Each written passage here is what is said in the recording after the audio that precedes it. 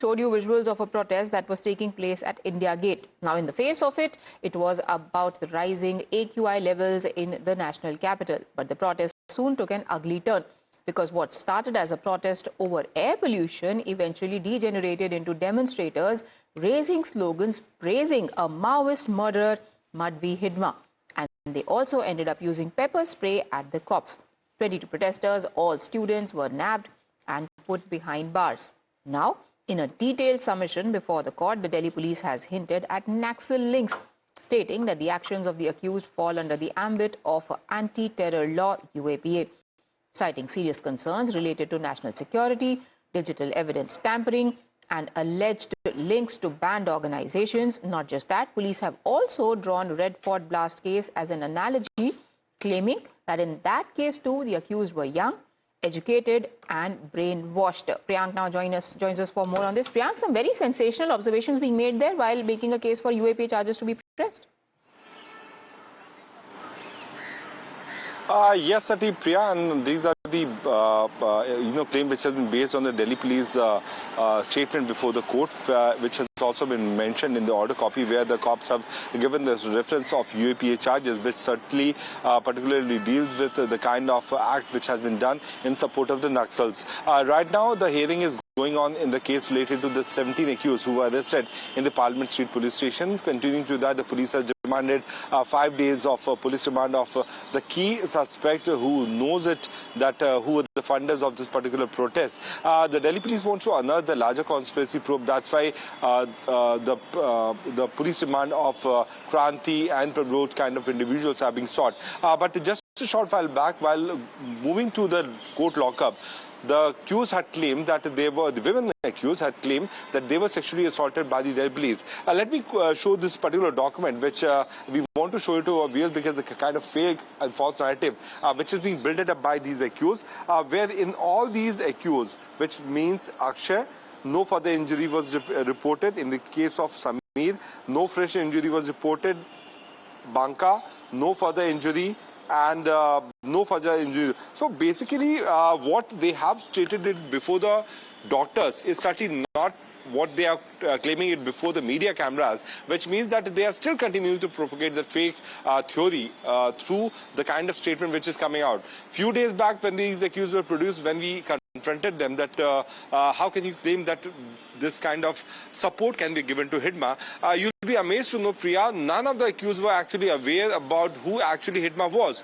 What they have been told that Hidma was a comrade, because they are from the left party, and he has been falsely implicated by the central government and he has been killed in a fake encounter. But when off camera, while I was sitting inside court, when I started telling them that Hidma is accused of killing more than 200 police personnel, they were stunned to know. So the basic fact is that these youngsters have been, their brainwash has been done. There's someone who's working on behind. That's what the Delhi police want to unearth. If you look at the yesterday's court document, that's what the Delhi police had also referred, that this kind of act is certainly applicable under the sections of UAPA.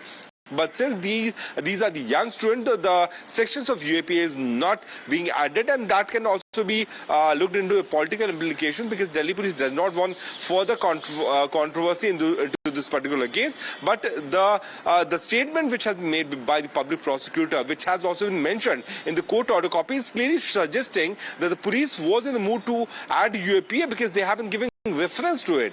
Now, in the recent case which is going right now, the order is reserved regarding the police remand application of 5 accused in this particular case. The Delhi police wants to unearth the larger conspiracy, and they want to know that who exactly this particular individual was, who has been behind the protests of this kind of manner. In a short while from now, we are expecting that the court will be pronouncing the order. But in yesterday's court order copy, it has been mentioned that these accused had software and that kind of setting that if someone else picks up their phone, the data will be deleted. So that can also be considered as a tampering and trying to hide evidence from the investigating agency, for which the cops will have to send the phones to the forensic lab, so that the exact conversation in between the handlers, I would say, and these women and men protesters from Delhi University can come up. All right, stay on with me, Priyank, because let's take take our viewers through the details of this particular document where Delhi police is batting for UAPA against protesters for eulogizing Hidma, and they are also now exploring their links to Naxal groups, because as Priyank told us, if there ever was a classic case of bhatka hua yuva, those people who were protesting at India Gate and eulogizing and calling for more Hidmas and for a rule that was advocated and implemented by Hidma, who ended up killing scores of CRPF personnel, butchered innocent people from the region of Bastar. They wanted his rule to come back, and that is the argument that the cops are now making in the court to press for UAPA charges. So here are some of the excerpts. The cops are now building the chronology first before they reach to the conclusion of the Red Fort analogy in this case. At around 4:15, a group of male and female protesters entered the India Gate premises. So this is on page number 2 of this particular document. Then they entered India Gate at 4:15.